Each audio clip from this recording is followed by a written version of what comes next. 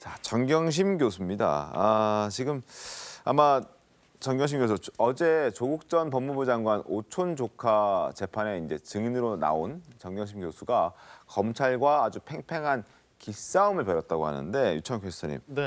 어떤 기싸움을 얼마나 적극적으로 펼친 겁니까? 일단 그 정 교수가 남편 되는 조 전 장관에 대해서 굉장히 돈에 전혀 관심이 없는 정직한 사람이다. 이런 부분들을 강조를 했다고 이야기를 전하고 있습니다. 남편은 돈에 전혀 네. 관심이 없다. 그렇죠. 정직한 사람이라는 거죠. 그래서 실제 일화를 전한 게 있는데 어떤 얘기냐면요.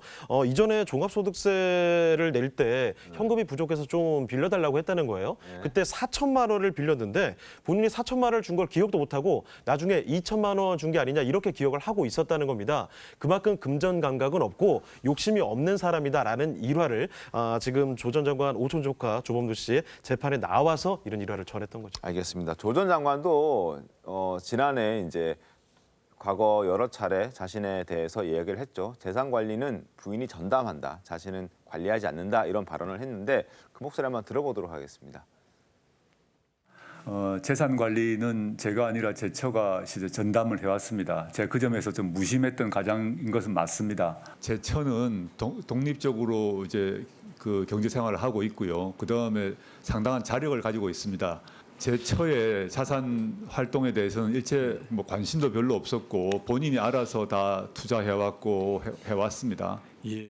자, 남편에 대해서는 이렇게 얘기했고 그리고 또 오촌 조카에게 대여금이 아닌 투자 자금이라는 말을 쓴 것과 관련해서도 반박을 했다고 하는데 여기에 대해서는 어떻게 반박을 했어요? 근데 그게 이제 대여금이냐 투자 자금인가에 따라서 정경심 씨의 혐의가 확 달라지는 거 아닙니까? 대여금이라고 하는 건 그냥 돈 빌려주고 일정한 이자만 받는 거니까 그 돈을 받기만 하면 되지 그게 뭐 어딘가에 투자돼갖고 불어나고 하는 거는 특별히 관심 가질 이유가 없는 거죠. 네. 그러니까 그 무슨 오촌독과 코링크 거기에 한 게 이게 투자한 거냐 단순히 빌려준 거냐 엄청나게 이제 법적으로 차이가 있는 거죠. 근데 그 검찰이 물증으로서 그 정경심 씨 그 휴대전화에 있던 그 뭐 여러 가지 투자금이라고 하는 그런 용어까지 다 발견해갖고 뭐 여러 가지 뭐 시뮬레이션을 해놓은 이런 거를 제시를 하니까 정경심 씨가 거기에 대해서 뭐라고 반박을 했냐면 영문학도잖아요. 네. 그러니까 이 문학도다 보니까 여러 가지 상상력을 발휘하게 돼서 그 대여금이라는 명칭보다는 투자 자금, 그 문학적 상상력에서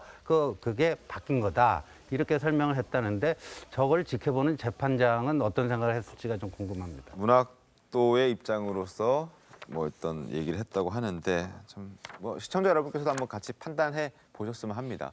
자, 그리고 정 교수는 재판 과정에서 나의 목표는 강남에 건물을 사는 것이다. 이러한 문자가 공개가 돼서 또 언론 보도를 통해서도 많이 좀 알려졌었는데 여기에 대해서도 아주 적극적으로 하소연을 하고 해명을 하고 반박을 했답니다. 그 사실은 저 문자가 정경심 교수가 이 재산을 증식하는 데 굉장히 관심이 많다 하는 부분을 그 입증할 수 있는 거잖아요. 그렇죠. 그래서 이제 저런 문자를 이제 검찰이 어제 재판에서 그에 관련한 질문을 한 거예요. 그러니까 본인은 그거는 극히 사적인 대화였다. 이렇게 얘기를 하고 있는 거예요.